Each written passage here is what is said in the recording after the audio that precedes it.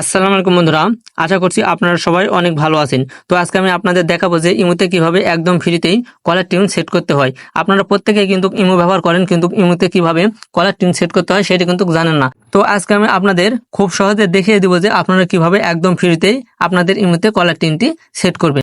এটা কিন্তু একটি মজাদার ফিউচার। তো চলুন আমরা সবাই মিলে একসাথে এই কাজটি এখন শিখে আসি। Welcome back to my mobile home screen.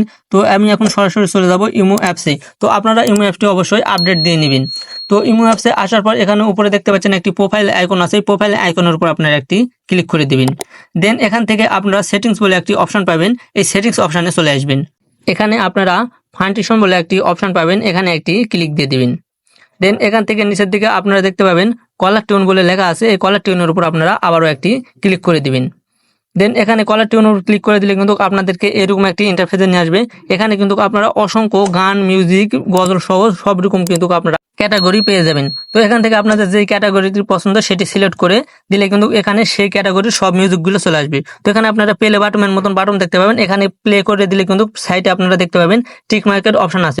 আপনারা এরকম ভাবে একটা একটা করে প্লে করে দেখবেন, যেটি আপনাদের ভালো লাগবে সেটিতে প্লে করে দিয়ে এই টিক মার্কে দিলে কিন্তু আপনাদের কলার টিউনটি সেট হয়ে যাবে। তো আমি এখান থেকে একটি কলার টিউন সেট করে দিলাম। দেখতে পাচ্ছেন আমার কলার টিউনটি কিন্তু উপরে অ্যাড হয়ে গেছে।